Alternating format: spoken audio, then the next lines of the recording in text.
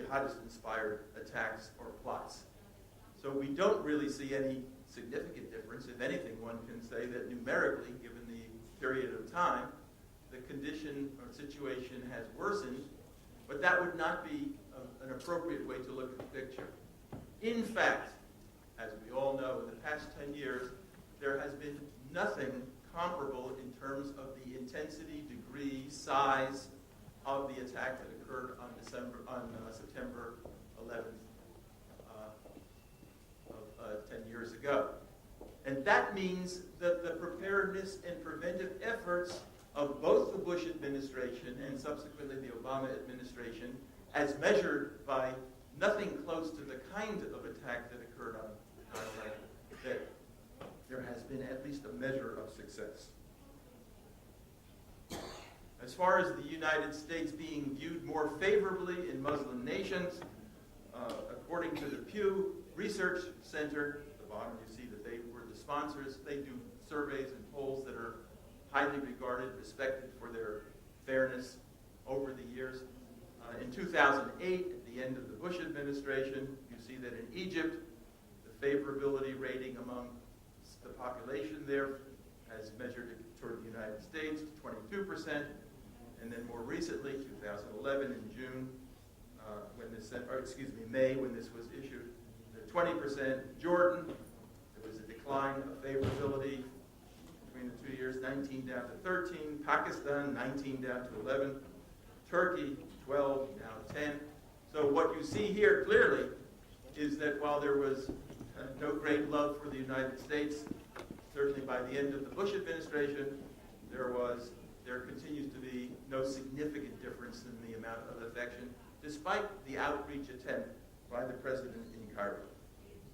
So the 9/11 Commission issued its report after 2 years of study and inquiries and hearing hundreds and hundreds of witnesses and came up with 41 recommendations. I will not review the recommendations, but it does indicate in a progress report by the Department of Homeland Security, these recommendations were all reviewed, and just as recently as July, literally a month and a half ago, they issued a report that describes how the Department of Homeland Security has addressed several specific 9/11 Commission recommendations over the past 10 years to make America stronger and more resilient. So there are several dozen. I'm only going to mention 6 of them, and here they are that I can mention quickly, where there has been a measurable increase in effectiveness, though clearly some distance to go for what should be and could be instituted. Transportation security has been enhanced despite some of the nuisance. Certainly improving airline security, passenger screening, that may have been overdone in some cases, but it's there. Establishing a unified incident command system, all these things were clearly not what they should have been back in 9/11. Now I've highlighted the last 3, enhanced border security, improved interoperable communications, and enhanced information sharing. All these among the recommendations of the original 9/11 Commission report. Now we see in the Department of Homeland Security progress report several comments about these. Last 3 I'm going to point to. One was, as you recall, enhanced border security. Well, the progress report as of July of this year indicated that the Department of Homeland Security has deployed unprecedented levels of personnel, technology, resources to the Mexican border, the southern border. Illegal immigration attempts have decreased 36% in the past 2 years. Well, that may be admirable enough, but you'll see that I indicated that as of 2006 and similar figures for subsequent years, maybe 500,000, 500,000 illegal immigrants entered the United States. And even if that's cut 36%, that still allows for 300,000 individuals. And maybe, I am sure, never mind maybe, I am sure the overwhelming majority are coming for purposes that would be deemed, if not totally honorable, certainly not with criminal or terrorist intent. They come to get jobs, to work, to find a better life. But how many of these people would it take, never mind 300,000, never mind 300.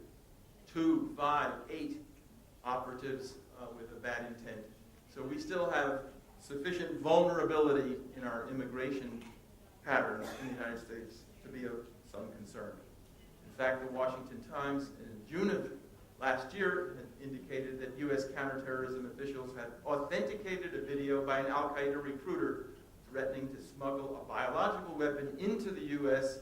via tunnels under the Mexican border. So the second recommendation that I wanted to mention, improve the interoperable communications. That's radio communications and frequencies.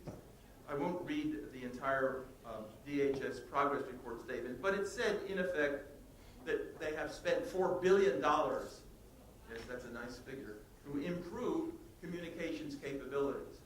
Well, at 9/11, some of you may recall, one of the worst communications failures occurred because the New York City Fire Department and the New York City Police Department each had their own separate communications frequencies that they spoke on, so that fire personnel could talk to each other on radios, police personnel could talk to each other on radios, but they couldn't cross and talk to each other.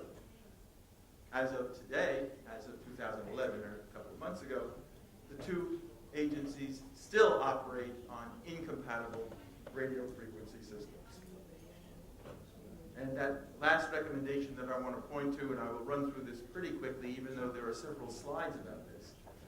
The progress report mentions, regarding information sharing, that the public plays a role in Homeland Security through the expansion of the "If you see something, say something" campaign. Any of you who have traveled to the United States in the past few years, if you go through an airport in virtually any of the major cities, or if you ride buses in New York City and some of the other large cities, or trains, or virtually any form of transportation, you are likely to see one of these signs. If you see something, say something.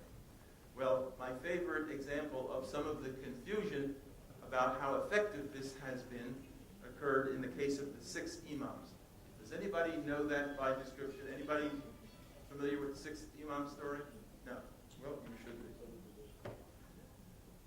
In Minneapolis Airport, November 2006, 6 imams were coming home from a conference about Muslim leaders, and they were headed toward Phoenix.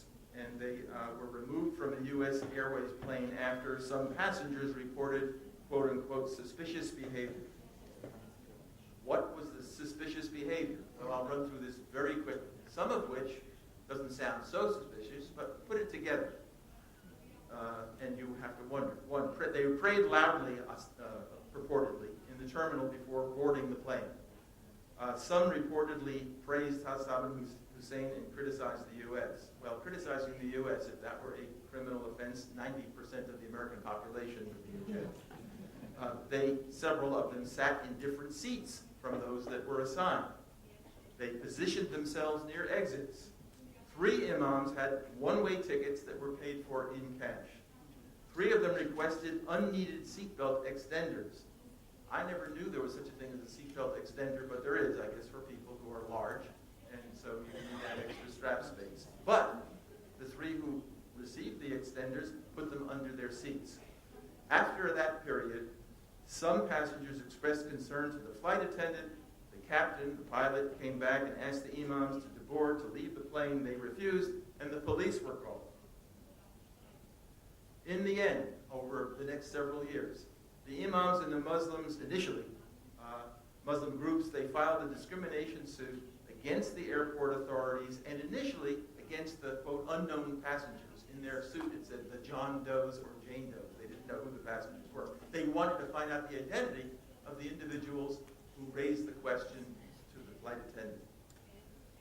They soon dropped that part of the charge, probably wisely for their own interests, because it would have made enough people angry in the United States that would have just closed up the See Something, Say Something program. If any individual felt that he might be hauled into court or she hauled into court because they saw something that they thought was suspicious, that would have ended the program altogether. However, the federal judge, Judge Montgomery, did rule that the imams were detained in the absence of probable cause.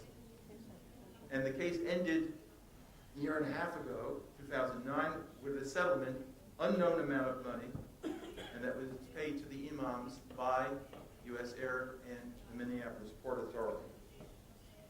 The settlement of this case was a clear victory for justice and civil rights over fear, said the executive director of the Council on American Islamic Relations. That was one of the organizations that sued U.S. Air and the Minneapolis airport authorities.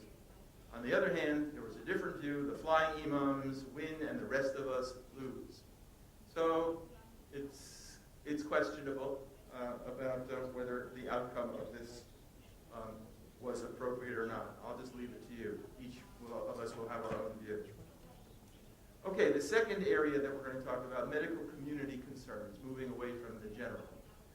Terrorism in general, and then bioterrorism in particular. Well,